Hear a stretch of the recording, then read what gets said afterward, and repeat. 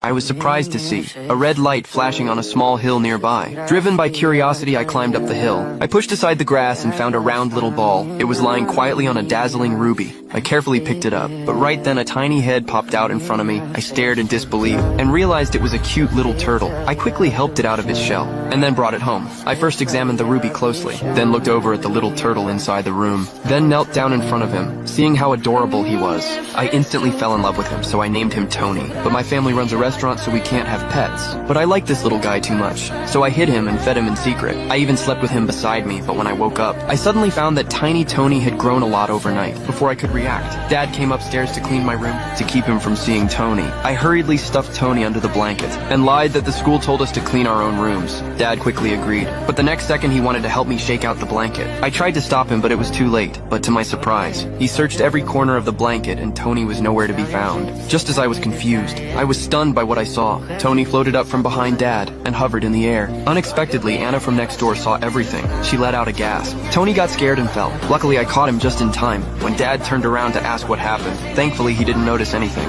Smart Anna understood everything instantly, so she quickly lied and said it was nothing. Only then Tony avoided being discovered. After Dad left, I hurried to share the secret with Anna. With her suggestion, I decided to release Tony back into the ocean. But as soon as I turned to leave, I saw Tony slowly following behind me, so I sped up and hid around a corner. I thought that would make Tony give up, but to my surprise, the moment I was about to leave, I turned back and saw Tony's huge figure. And even worse, a heavy truck was speeding straight toward him. Seeing Tony in danger, I rushed over and pulled him to safety. From that moment on, the fate of one boy and one turtle became forever tied together.